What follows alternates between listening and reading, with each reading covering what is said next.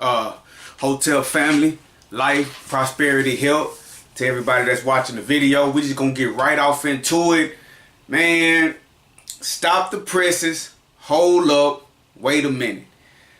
Did y'all know that there was somebody from Galveston, right down here where I'm from? Well, I'm from Texas City, but I'm from Galveston County. So this is right where I'm from. Did you guys know that it was somebody in our backyard that's running for president? Like legit running for president. I'm not saying that you have an individual who speaks well, who's very articulate, who knows a thing or two about politics, who is aware of the political landscape, who has some interesting ideas about Trump, some interesting ideas about Barack Obama, some interesting ideas about Russia and China. And so someone is coming along saying, you know what, that guy, that lady should run for president. I'm not saying it like that. I'm saying that there's an actual individual right here in our backyard who's running for president the legit way. Me personally, I just found out about it today, a couple hours ago. One of my good friends called me, told me about what was going on. Sent me to somewhere on Facebook where I could see some of the clips of the guy's first rally. Invited me to the next rally, which is going to be held in Galveston tomorrow at around 5 o'clock, I believe it is. I'm definitely going to go. So as of right now, I'm not too familiar with this individual, but I'm just going to be upfront about it. The simple fact that this is somebody from my area that I can actually reach, that I can actually reach out and put my hands on, that I can actually go to the rally 15 minutes up the road and find out what he's talking about, see what his platform is, see what he's running on, see what his beliefs are, see what he's willing to do for his base, see what he's willing to do for our country. He has my support immediately just off of that. So I want to tell the brother Antonio T. Smith Jr., you have my support off the rip for that and for that alone, because it feels good to be able to support somebody from my hometown first and foremost. And you will always have my support in your bid for the 2020 presidential election until, if something crazy happens otherwise that forces me to take my love and my support and my energy away. But I don't think you're going to do that. Now, I watched a few of the videos that individuals have been posting on Facebook about our hometown presidential candidate, and I'm trying to become abreast of his policies and the platform in which he is running. And I like what I've heard so far. I see him talking about the rise of the 97%. And he can articulate it a lot better than me because it is his platform, it is his idea. But what I gather about what he's saying with the rise of the 97%, he's distinguishing the 97% of the working class individuals who may be living paycheck to paycheck or have a little bit in savings, but when they retire, they're going to be in bad shape. And he's separating them from the 3% of Americans who are extremely wealthy and do not have to worry about bills, how someone like myself or the majority of individuals watching this video would have to worry about. So I'm all for that. I'm all for the rise of the 97% because I am a part of the 97%. And I noticed that the brother, Mr. Antonio T. Smith Jr. For President 2020, I noticed that he continues to ask for questions. He wants individuals to ask him questions, I would assume, so he can get the pulse and get the temperature of the individuals around him, so he can see what we're thinking, and also so he can have an opportunity to explain his platform, to explain his campaign points, to explain what he's running on. So I will be showing up at that rally tomorrow. And if they allow it, I will be going live. Me and my wife, I will be going live just to help spread the word. If not, I'll just share any video that him and his campaign people choose to post. I will share it on my social media, and I will have some questions. He say he want the tough questions. He say he want the hard questions. Man, look, anybody that know me, they know that I love anything that has to do with politics, and I love politics right here in my area. But this guy, he's not running for city council, he's not running for mayor, he's not running for city commissioner, he's not running for anything like that. He's running to be the president of the United States of America. And I have a few questions for this presidential hopeful, Antonio T. Smith Jr. I will have these questions along with a lot more facts when I attend the rally. I don't know if you're going to see this video. I hope that you will. So in this video, I'm just going to present a few of the questions just so the people can get an idea of what I'm going to be bringing at this rally and some of the things that I want to pick his brain about. But I will be bringing facts to back up why I'm asking these questions and why I feel these questions need to be addressed by anyone who's attempting to be our president. Okay, one thing that I want to know, Mr. Antonio T. Smith Jr., is what are your thoughts on HR 40? Now, if you're not familiar with what I'm saying by HR 40, I'm gonna give you the actual title of the act that's being looked at in Congress right now, and it's really been looked at for several years now. You know, it's been shot down once. It's back up on this 2020. It's gonna be back talked about. It's gonna be back up for this 2020 election cycle. But I'm talking about HR 40, the bill, HR 40, the Commission to Study and Develop Reparation Proposals for African Americans. The Act, Commission to Study and Develop Reparation Proposals for African Americans.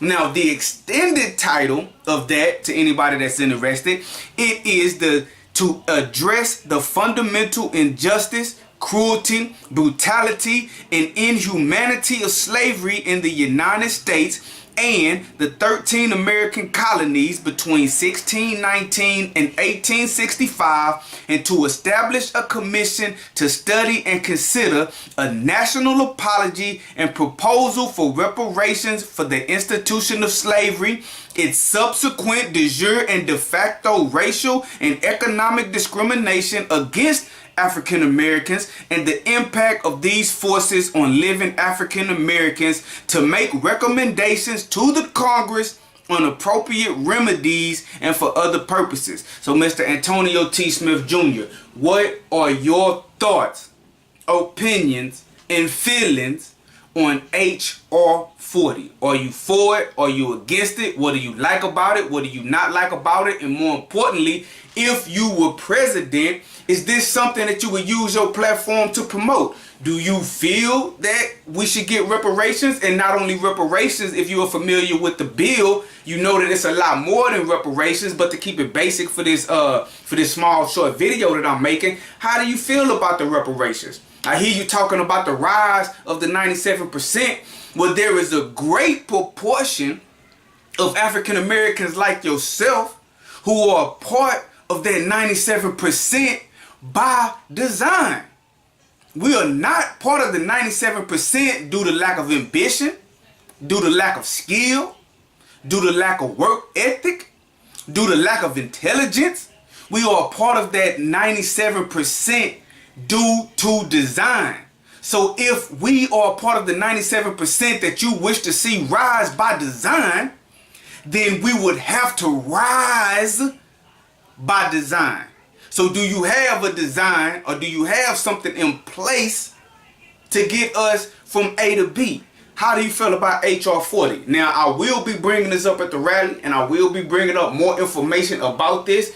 Trust me, I did not just pull this up on Google and look at it. So if you see this and you haven't looked into it, go ahead and look into the bill HR 40 a little bit, because I'm going to bring it up at the rally, and hopefully we can have a discussion about that. Matter of fact, I'm not going to say anything more about it. Just, well, how do you feel about HR 40? Another thing that I wanted to talk to you about, another question that I plan on bringing up at this rally, among other things, is I've noticed in the news lately and I'm pretty sure a lot of people who follow the news, who are abreast of what's going on globally, we are aware that America is losing respect and prestige all around the world with various other world leaders. And a lot of it, I'm not going to say all, because I don't want to use the fallacy of painting with the broad brush. I'm going to say a lot of it is due to our current president, Donald Trump. Okay? A lot of what Donald Trump is doing is causing America to lose respect and to lose trust with the rest of the world. And a lot of the world who used to look to America for leadership and guidance is no longer looking to America for leadership and guidance because of what Donald J. Trump is doing. So I want to ask you specifically, not just how do you feel about this, but do you have any type of plan that you will intend to implement once you become president, if you become president, to restore America's standing with the rest of the world, to improve how America looks to the rest of the world? Okay, a small thing I will touch on more at the rally, but a small thing that I have noticed with America standing in the rest of the world is, if you pay attention, Mr. Antonio T. Smith Jr. For President 2020, if you notice, China is and has been doing a lot of business with Africa lately. Now, I want to be clear. I'm not only bringing this up because you are African American males such as myself. This is not why I'm bringing up China doing business with Africa, because you and I are descendants of Africans and we are on American soil. We are American citizens because we were born here. Our parents were born here, and a lot of them shed blood on this soil. They worked until this soil. This is our homeland now, but where we are from is Africa. I'm not bringing this up for that. I'm not bringing this up for that. I'm bringing this up because trade runs the world. Okay, I heard you talking about economics. I heard you talking about jobs. I heard you talking about the rise of the 97%. I heard you talking about helping seniors learn how to create businesses to generate income for themselves so that in retirement they are not running out of funds within 17 months and forced back into the job field, into the job market. And I know, I'm intelligent enough to know that if you're talking about the 97% rising, you are not talking about the 97% all getting 9 to 5 minimum wage paying jobs. There has to be some type of mindset that has a plan to put in place to get some of this 97% into entrepreneurship so that they can get from point A to point B. And I know that doing business not only with individuals right here on American soil is good for the economy, but another thing that's good for the economy is trade. Okay, it's trade. China would not be in Africa if it wasn't profitable for the Chinese. Okay, America wouldn't be in foreign lands if it wasn't profitable for America. So I don't want to go get too bogged down in the facts of the matter right now. I save that for the rally. But if China, right, if China can do all of this business with Africa, right, to their benefit, do you have any type of plan in place to where if you become president of the United States, to where you plan on making the United States of America, put them in a position to do more business in Africa to benefit the Americans and the Africans at the same time? Is there any part of your campaign that touches on that? Any part of your foreign policy that touches on trade? All this talk about the trade war and the tariffs that Donald J. Trump has going on with China and Russia, etc., etc. You know, that's making us look bad. That's hurting the steel industry. People losing jobs out there. People are losing jobs out there. Car dealerships are afraid that they're going to have to shut down and start laying people off. Okay? Because it is this trade war. These tariffs. What do you plan on doing about that? Can you do anything about that? Okay, this is another thing that I'm going to bring up, that I'm going to ask you. Do you have any intentions? Do you have any intentions on increasing legitimate trade with Africa? And will that trade between America and Africa be utilized to rise the 97%, which I am a part of? Okay, another thing that I want to talk to you about, that I want to ask you about, is all centered around this incarceration rate. Okay, it's all centered around this incarceration rate in the United States. You see, because in September of 2013, right, the U.S. incarceration rate was the highest in the world. And while the U.S. represents about 4.4% of the world's population, it houses about 22% of the world's prison population. So how can America be 4.4% of the world population but constitute 22% of the world's prison population? And when you look at the numbers, okay, right here in America, the largest group incarcerated is who? It's African Americans. Which ties back into that question that I'm going to ask you about HR 40 and this whole reparations thing, because we are the largest group incarcerated by design. The largest group incarcerated by design. So if we are the largest group incarcerated by design, okay, and the United States is only around 4.4% of the world population, but yet 22% of the world's prison population, right? And the majority of the United States prison population is African Americans. I want to know, do you have any intentions on doing anything about that? What do you think about that? What are your feelings about that? What is your opinion about that? And more importantly, what is your policy to change that? Are you okay with the United States being 22% of the world's prison population? And a lot of it has to do with just long prison sentences. You know, in some countries, and I'm going to use just a brief example, in some countries they may have more burglaries than right here in America. But the average prison sentence for their burglary is 5 months, 6 months. While the average rate for a burglary conviction in the United States may be 15 months, 16 months, 17 months. So we hold people for an extremely long time, right? An extremely long time. So people aren't getting out, they aren't going home. And then when they do get out, they pay their debt to society. Quote unquote, they pay their debt to society, right? For a period of time, if they're on probation or parole, they still can't vote. They can't help you anyway. They still can't vote, right? They can never own a firearm again. And people may say, oh, wait a minute, they're a felon. They shouldn't be able to own a firearm. They're a felon. But we're talking about the Constitution. I heard you mention the Constitution in one of your videos.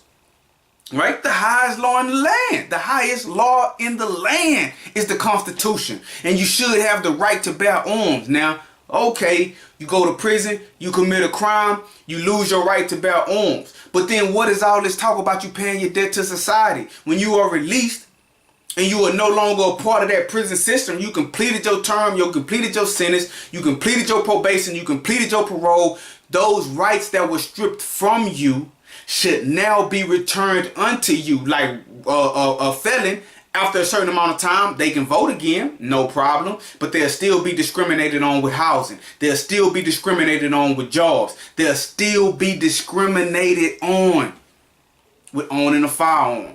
Their constitutional rights would never be restored. Do you have any type of plan to put in place with that? Because we're talking about the rise of the 97%. You have to understand what the 97% are, what the 97% are going through, and how do you plan on rectifying everything that the 97% is subjected to? Because if the 97% is there, the 97% is there by design. An individual did not just wake up as part of the 97%. An individual is part of the 97% by design. And that's why I support you.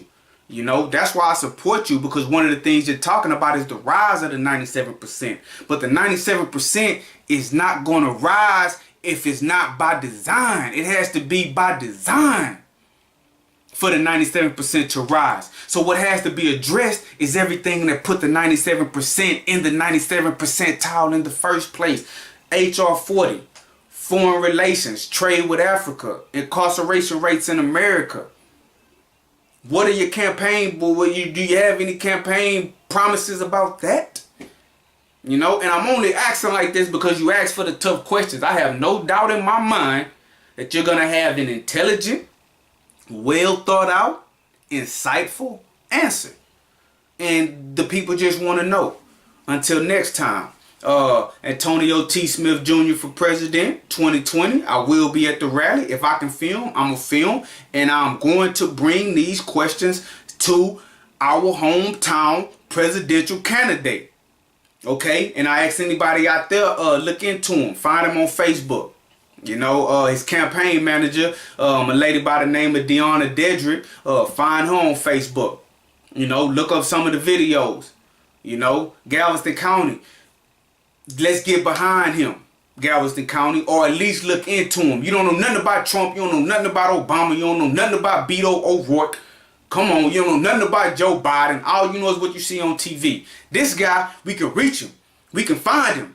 He's right there in Galveston. We can go there. We can go down there to Galveston tomorrow at 5 o'clock and see him face to face. Grab him, shake his hand, look him in his eye, ask him the questions. What are you going to do for your base?